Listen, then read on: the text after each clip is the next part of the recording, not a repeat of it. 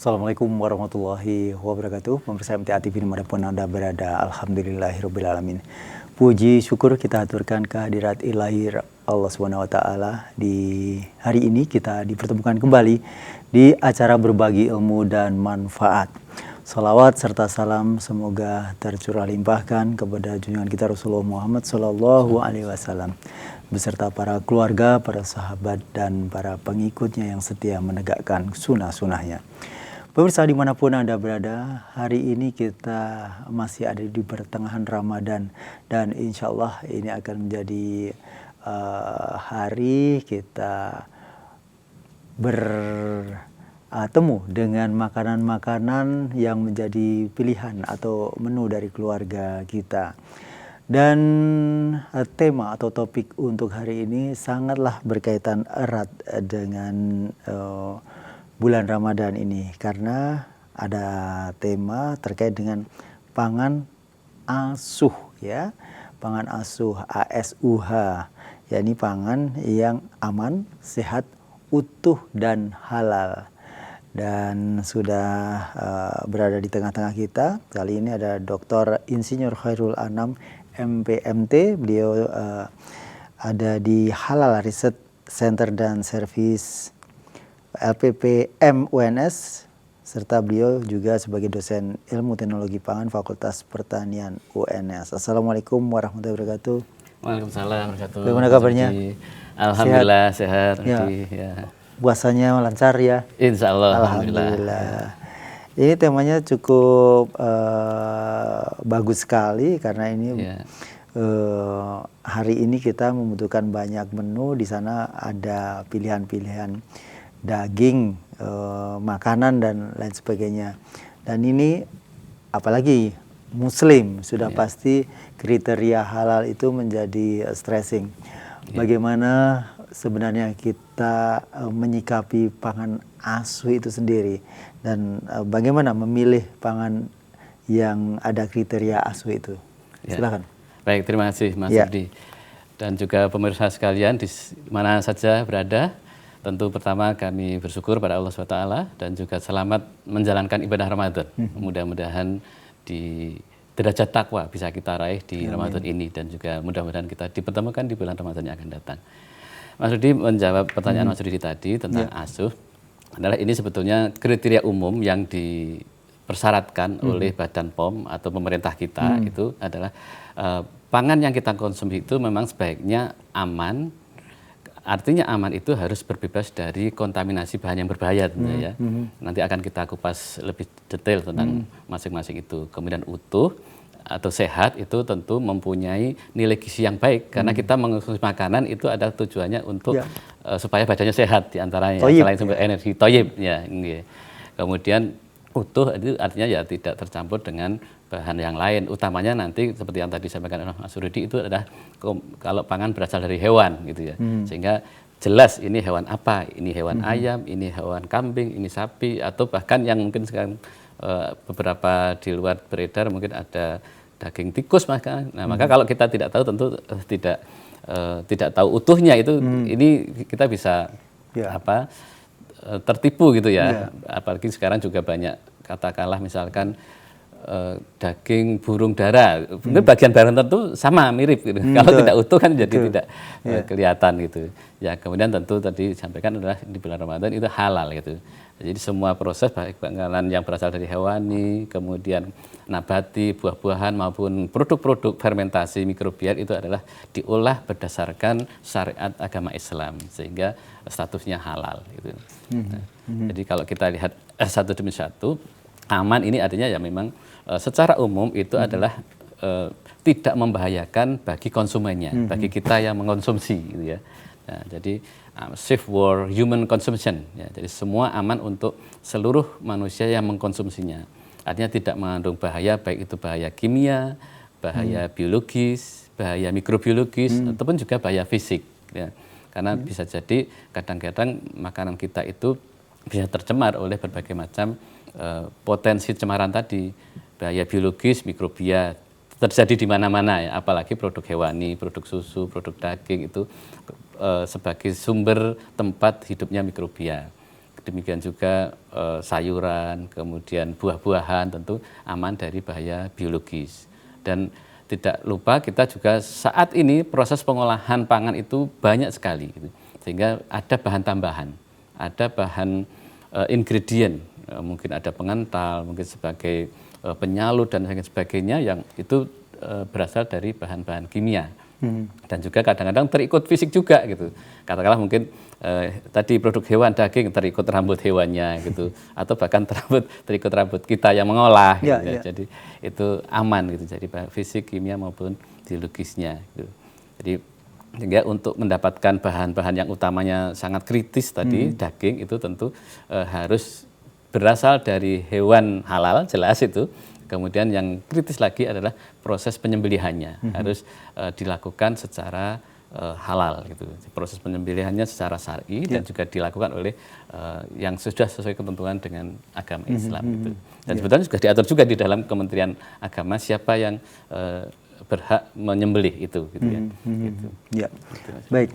Dan kemudian untuk aman, sehat, utuh, halal itu sendiri masing-masing elemen itu ketika didetilkan akan sangat rumit sebenarnya.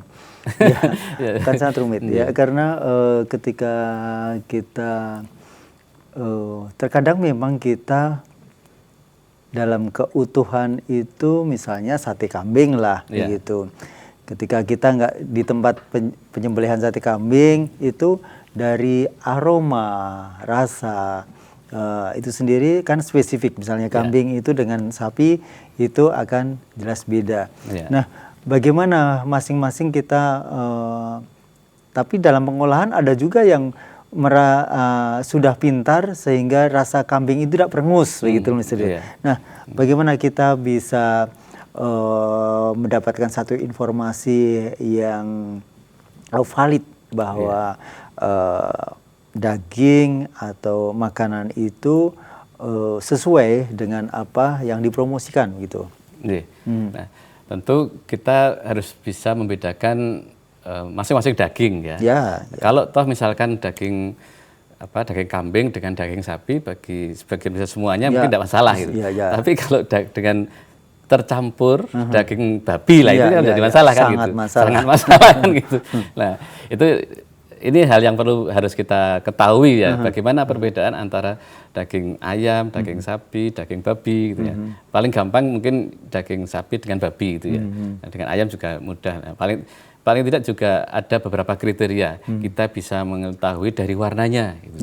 Nah, warnanya jelas kalau daging sapi itu lebih ke merah kehitaman. Nah, merah coklat, merah tua gitu. Sedangkan babi itu cenderung lebih muda, itu dari warnanya. Kemudian dari aromanya, yang seperti tadi Mas Rudi sudah sampaikan, aromanya bagaimana? Kalau sapi itu kan baunya harum gitu ya, khas sapi gitu. Kambing juga khas kambing, bahasa Jawanya perengus gitu ya.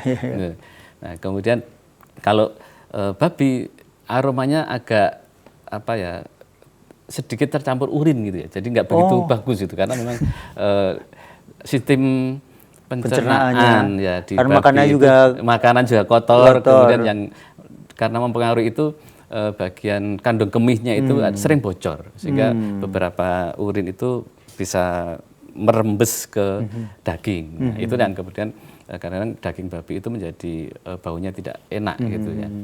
Gitu. Kemudian dilihat juga dari kalau tadi sudah jadi masakan bagaimana sebelum ke masakan dilihat juga dari ini tekstur itu kalau disentuh itu daging sapi, daging kambing itu cepat balik. Cepat kembalinya gitu. Tapi kalau daging babi itu agak lama karena memang lembek tadi, teksturnya lembek sehingga kalau begitu disentuh itu lama gitu. Nah, jadi warna, aroma, tekstur gitu. Nah, kemudian bagaimana kalau sudah jadi lemaknya gitu. Nah, lemaknya juga sangat berbeda bagi kita yang sudah paham, itu lemak sapi, lemak kambing itu kelihatan keras gitu. Apalagi kalau kita yang sering bantu katakanlah bukan pedagang daging pun, kalau kita sering membantu pas hewan korban itu kan kelihatan lemak sapi itu bisa kita iris dan keras gitu. Tapi kalau lemak babi susah karena itu hampir menyatu dengan dagingnya. Oh. Sehingga diiris pun juga kita akan susah. Pakai katakanlah pisau yang tajam atau silet pun kita susah memisahkan antara lemak di babi dengan dagingnya. Gitu. Nah, sehingga kalau sudah diolah nantinya itu antara lemak babi dengan lemak sapi atau lemak kambing itu juga akan kelihatan berbeda. Akan jauh lebih kental yang lemak babi. Gitu. Nah, kemudian kalau lemak sapi nanti biasanya kemudian akan memisah ke atas. Gitu. Sehingga kalau kita mungkin makan sop iga dan sebagainya, kalau itu iga sapi kan kalau agak dingin sedikit kan langsung kelihatan. Tapi kalau iya, tapi kalau dari lemak babi itu tetap kental, menyatu gitu ya. Gitu.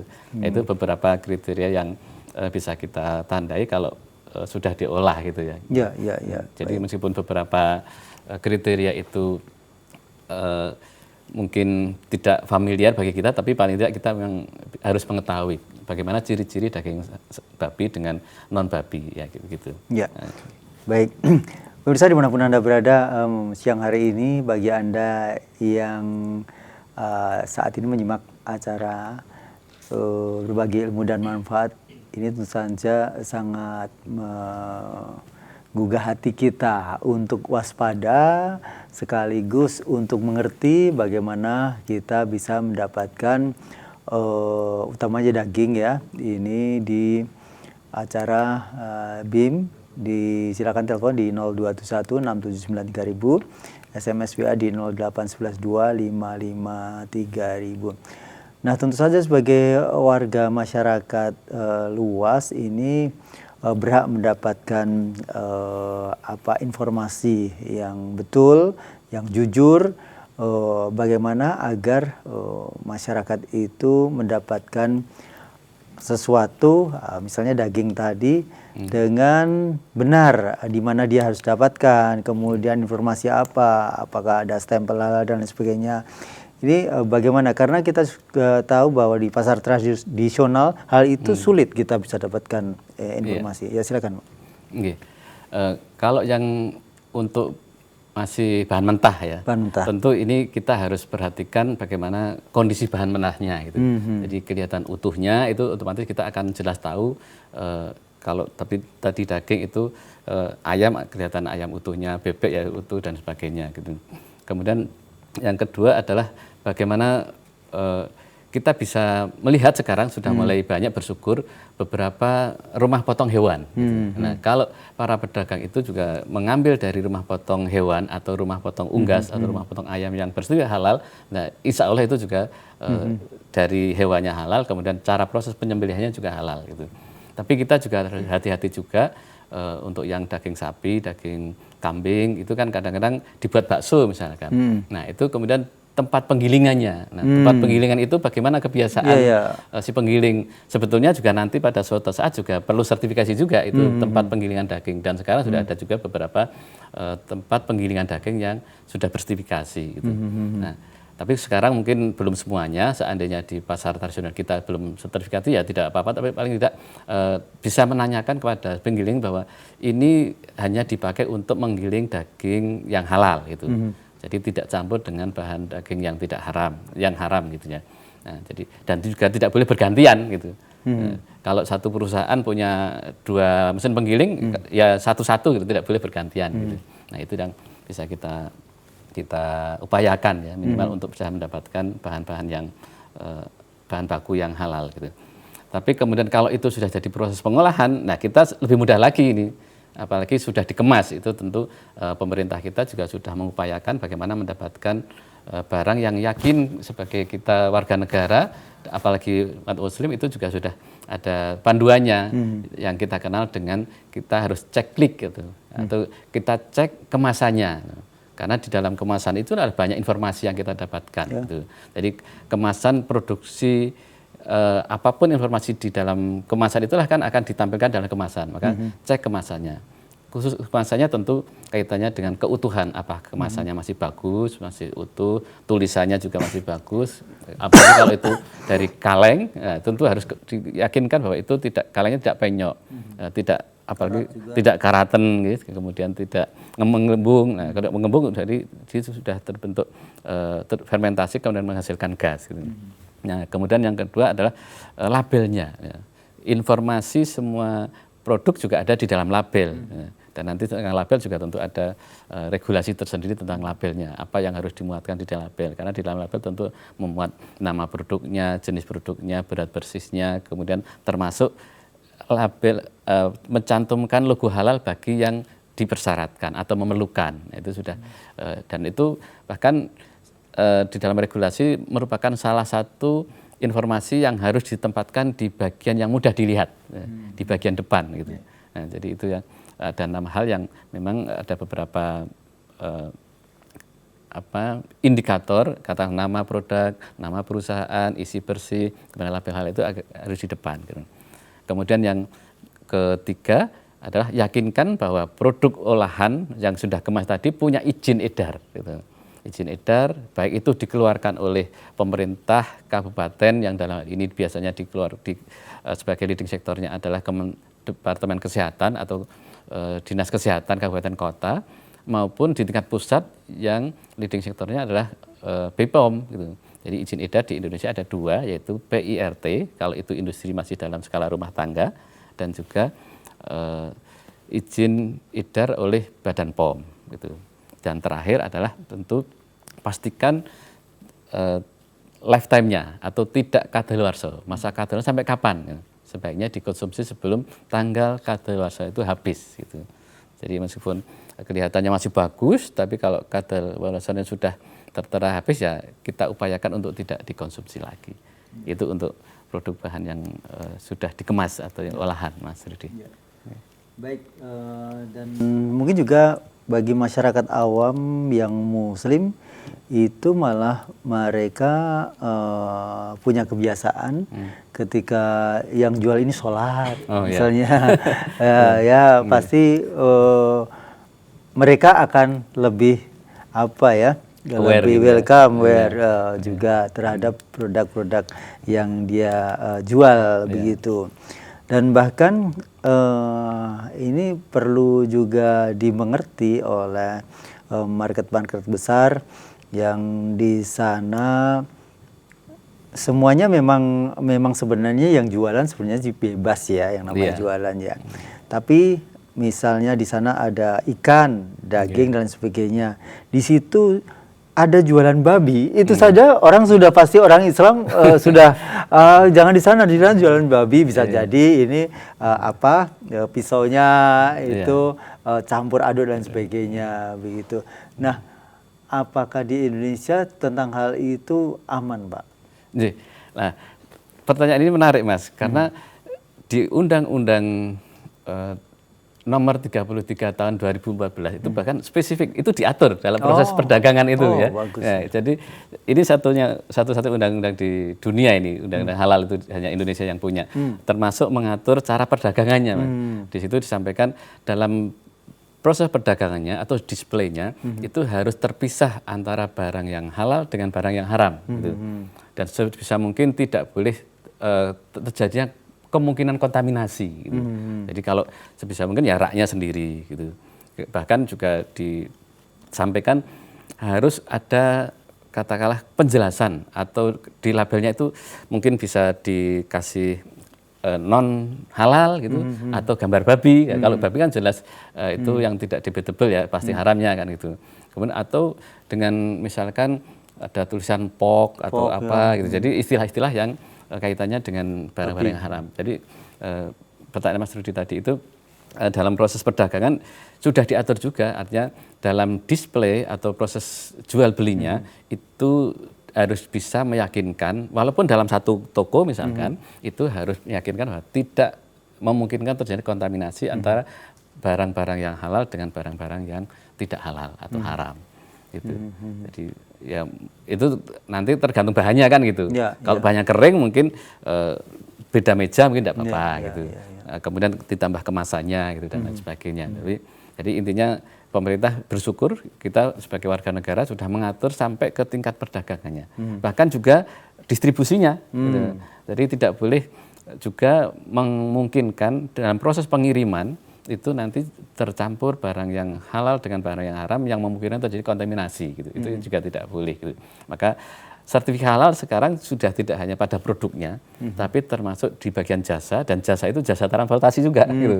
Maka sudah banyak yang jasa pengiriman transportasi yang kemudian mengajukan sertifikasi halal, karena itu juga terkait dengan kelangsungan usahanya gitu. Memang banyak persepsi ya halal ini. Kalau bagi yang Muslim tentu utamanya adalah perspektif syariah gitu. Tapi mungkin konteks dengan ekonomi adalah konteks nilai bisnisnya, konteks ekonominya, supply chain. Nah itu yang kita juga satu sisi bersyukur karena kemudian tidak hanya praktik syariah saja yang diatur, tapi juga supply chain-nya, kemudian masalah jasanya itu juga sudah diatur di sana, gitu, komplit kan, gitu, gitu Mas Budi. Baik, terima kasih Pak Khairul dan pemirsa. Tentu saja seperti yang kami sampaikan, kami buka kesempatan pertanyaan di telepon 02716793000, SMS WA di 08112553000. Namun sebelumnya kita ikuti jeda pariwara berikut ini.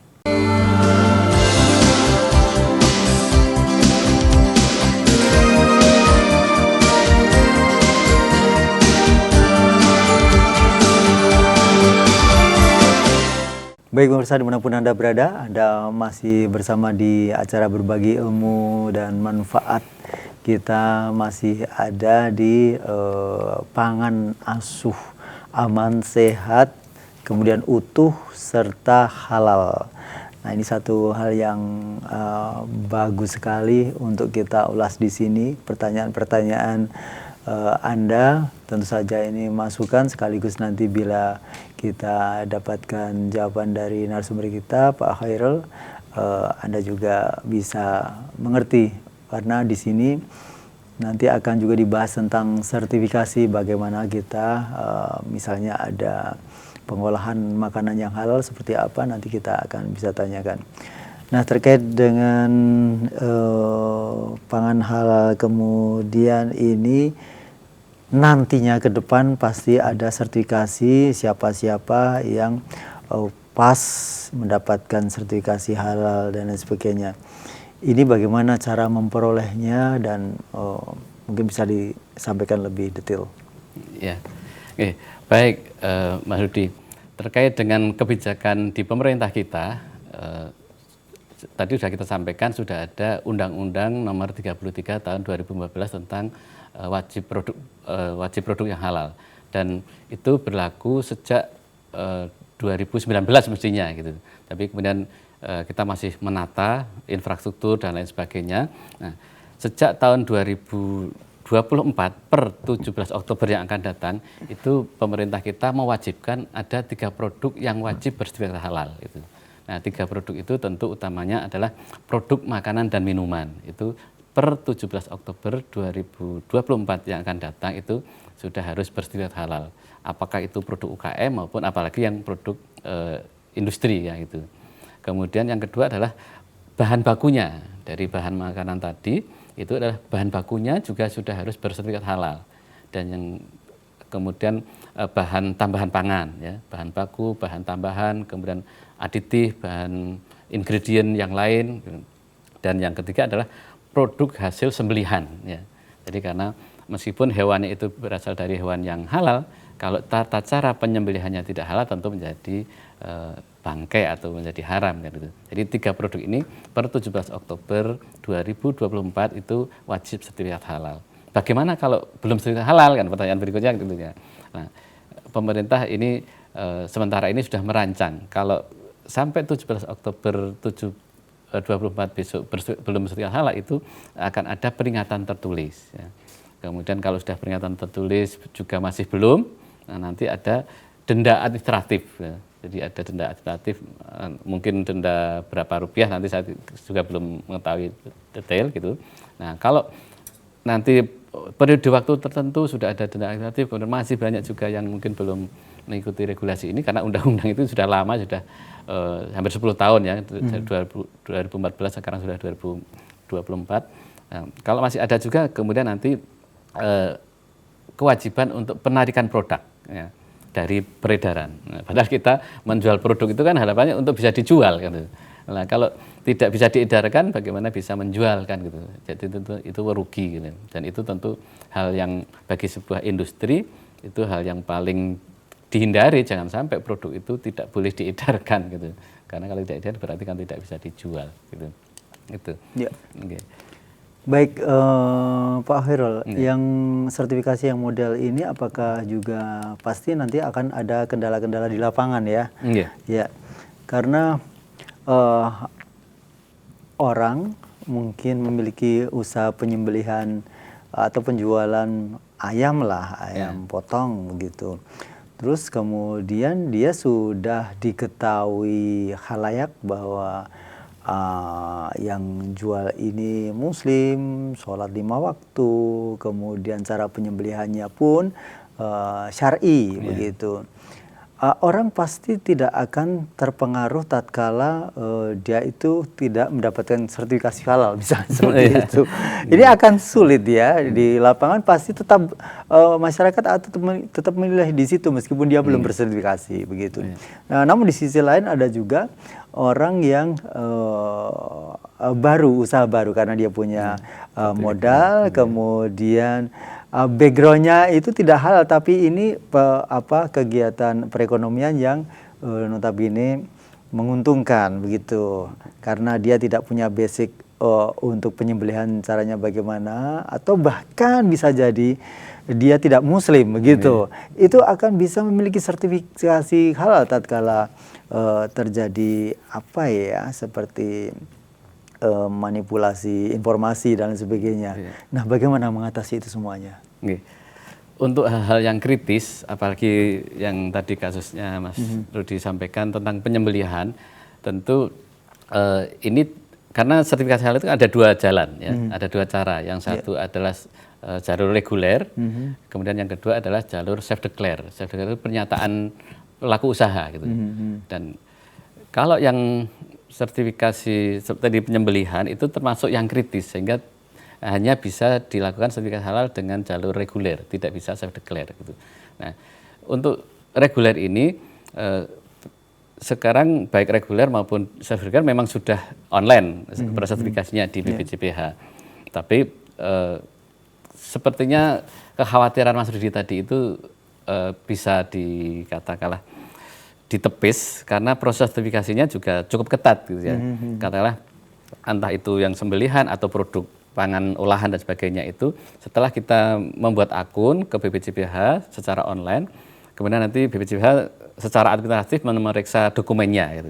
Nah, kemudian setelah dokumen itu dinyatakan lengkap, nanti BPJPH mengirim dokumen itu ke LPH, Lembaga Pemeriksa Halal.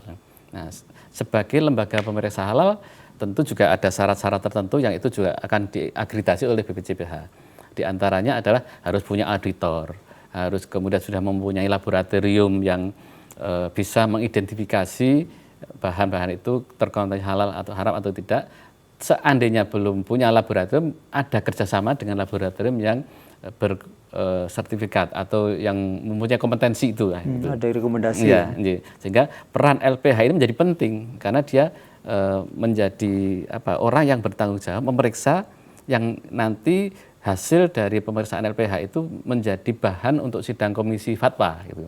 Maka ada kemungkinan tadi yang Mas Rudi sampaikan, saudara kita yang non muslim pun sebagai pengusaha bisa punya sertifikat halal, tetapi tentu di dalam proses misalkan dia punya RPH itu nanti si penyembelihnya tidak boleh yang punya usaha, tapi misalnya punya karyawan yang memenuhi persyaratan sebagai penyembelih halal yang juga ditetapkan oleh peraturan Menteri Agama gitu. Harus muslim, balik dan sebagainya itu kan ada aturannya gitu.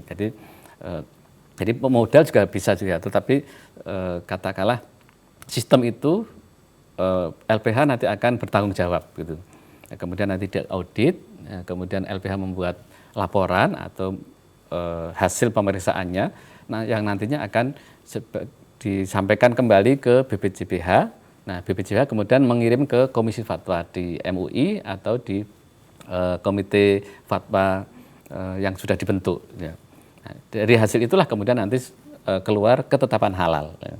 ketetapan halal, kemudian kalau memang itu halal, kemudian nanti bisa diterbitkan sertifikat oleh BPJPH. Jadi yang selama ini adalah sidak fatwa saat ini oleh Komite Sidak Fatwa MUI gitu, untuk jalur reguler gitu. Tetapi untuk jalur self declare yang biasa atau untuk mewadahi UKM atau pengusaha kecil itu sama, kita membuat akun di BPJPH atau di ptpsp.halal.go.id, kemudian nanti juga diverifikasi datanya. Kalau datanya sudah komplit, kemudian nanti dilakukan verifikasi oleh pendamping. Jadi bedanya kalau reguler itu tanpa pendamping, karena dianggap sudah mampu gitu, sudah punya auditor sendiri, sudah punya penyelia halal sendiri. Nah, kalau UKM bisa didampingi. Nah, pendampingnya bisa dari lembaga pendamping halal, bisa perguruan tinggi, bisa ormas agama Islam dan sebagainya. Nah, kemudian diverifikasi oleh pendampingnya itu. Kalau sudah diverifikasi, dokumennya komplit, identitas dan baik identitas pengusaha maupun identitas produknya, kemudian nanti diajukan persetujuan, diajukan ke BPJPH. Ya, jadi diverifikasi dulu. Ini sehingga pendamping ini harus paham gitu, karena dia akan nanti bertanggung jawab tentang kehalalan sebuah produk gitu. Nah, kemudian nanti setelah diajukan tentu diverifikasi ulang oleh BPJPH gitu. Nah, kemudian dilaksanakan verifikasi internal. Nah, dari verifikasi oleh pendamping dan juga BPJPH itulah kemudian nanti dikirim ke sidang komite fatwa. Nah, kalau sini ada komite fatwa, tidak harus ke MUI, tapi di BPJPH ada komite fatwa, produk halal gitu. Nah, dari ketetapan itulah kemudian nanti kalau dinyatakan halal ya sertifikat dikeluarkan oleh BPJPH gitu.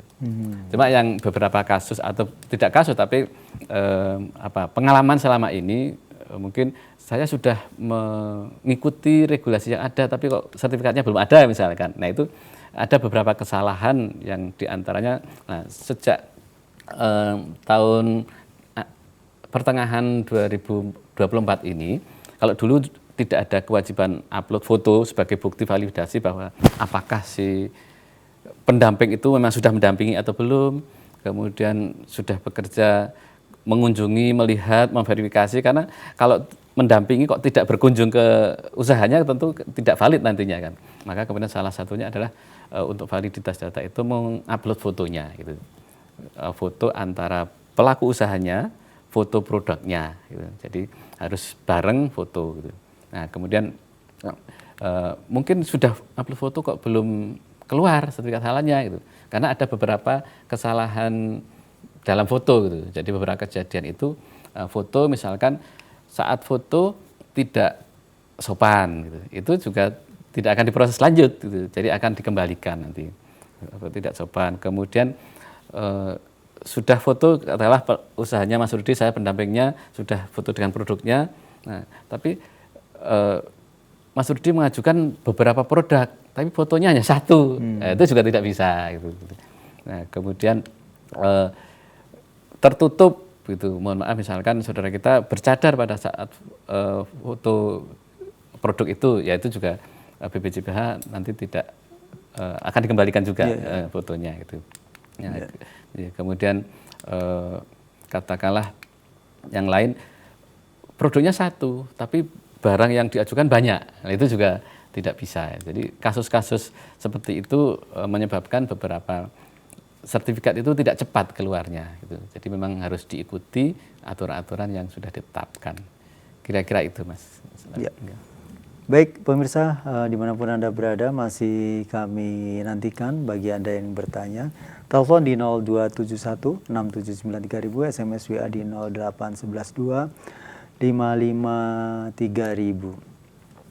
Apakah selain sertifikasi, ada kemungkinan bahwa penjualan barang-barang atau daging-daging yang tidak halal itu sebaiknya dilokalisir begitu. Itu akan lebih orang, misalnya kita tahu kalau kita menuju ke Karanganyar dari sini lewat Warung Miri. Di situ banyak sekali babi kuah, babi guling, babi dan sebagainya. Orang di situ sudah yang Muslim pasti sudah tidak bakal mampir warung-warung yang ada di sebelah sekeliling situ lah pasti. Kita sendiri tidak nyaman begitu. Nah ini bagian dari solusi begitu. Nah ini apakah bisa seperti itu? Karena terkadang juga ketika barang bercampur itu akan merasa tidak nyaman lah begitu. Kecuali barang itu ujungnya tidak dikonsumsi begitu ya, dikonsumsi.